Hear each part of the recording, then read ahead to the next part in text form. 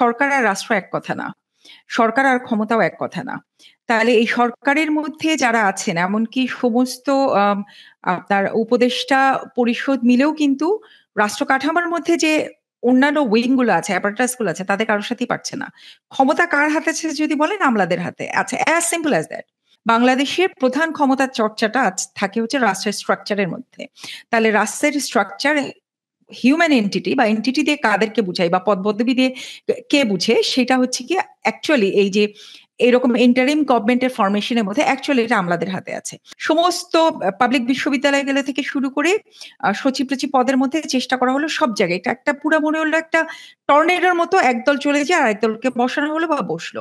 আমি ধরে নিলাম দ্যাট ওয়াজ নেসেসারি, আসলেই দরকার ছিল, কারণ যেইভাবে আওয়ামীকরণ করা হয়েছে তার অল্টারনেট আমাদের না বসালে আরো কোনো কাজ হচ্ছিল না, কাজ করতে পারতো না। এই হু আর দোজ অল্টারনেট? এখন মাহফুজ বা নাহিদ, তাদেরকে কোনো রাজনৈতিক দল আছে? তাদের কোনো রাজনৈতিক দল ছিল না, নাই তো। Still now they are on the process to build a political party, right? So they don't have any kind of established or any kind of political party inside Bangladesh. So there is no point এটা বলার যে ক্ষমতার কেন্দ্রে তারা আছে। এগুলি আসলে এক ধরনের তাদের যে চেষ্টা এবং তাদেরকে ভিলিফাই করার প্রক্রিয়ার বাইরে এই শব্দটা আর কিছু না।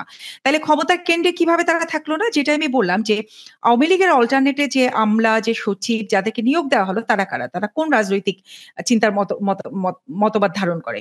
যাদের কোনো রাজনৈতিক দলই নেই, তাদের রাজনৈতিক চিন্তার মতবাদ কিভাবে ধারণ করবে? আজকে পর্যন্ত হচ্ছে সমালোচনা করা হচ্ছে যে এই যে ছাত্ররা যে নতুন অভ্যুত্থানের দল করবে, তাদের মতাদর্শ কি?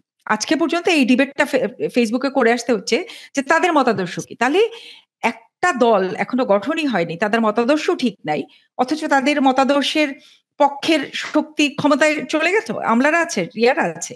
তাহলে আমরা কি দেখলাম? সুস্পষ্টভাবে জামাত এবং হচ্ছে কি বিএনপি, এদের মধ্যে কিন্তু ভাগ বাটারা হয়ে যে সচিব, পাবলিক বিশ্ববিদ্যালয় ভিসি, প্রক্টর, সমস্ত ক্ষমতায় তারা চলে গেলেন। আর যাদেরকে সরানো গেল না, তারা কারা? তারা আওয়ামী লীগের। তাহলে আমরা ঠিক কোন সেন্সে আসলে বলি যে মাহফুজ ক্ষমতার কেন্দ্রে আছে? এইটা একেবারে নট অনলি ভুল পারসেপশন, এইটা এই তিনটা যে ছাত্র উপদেষ্টা আছে তাদেরকে ভিলিফাই করার একটা প্রক্রিয়ার বাইরে আর কিছু না। ডক্টর ইউনূসের যে সরকার, সেই সরকারকে আমরা টু সাম এক্সটেন্ট আমরা আমরা সমর্থন করি, যেহেতু অভ্যুত্থানের সরকার।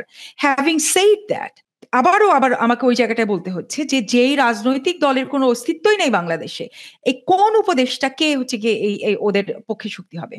এটা তো কোনো পলিটিক্যাল, বরঞ্চ আসিফ নজরুলের ব্যাকগ্রাউন্ড আছে। আসিফ নজরুলকে আপনি উপদেষ্টা আসিফ নজরুল আমরা অনেক বেশি চিন্তা বিএনপির বলে, অমুককে আপনি চিনতে পারেন বিএনপির বলে। এক অংশ বিএনপির, এক অংশ জামাতে, ধরেন যে রিক্রুটমেন্টে জামাত ইসলামী করে, বিএনপির পছন্দ হয় না, তারা নয়েজ সৃষ্টি করে। একটা রিক্রুটমেন্টে বিএনপির পক্ষে যায়, তখন জামাত ইসলামী নয়েজ সৃষ্টি করে।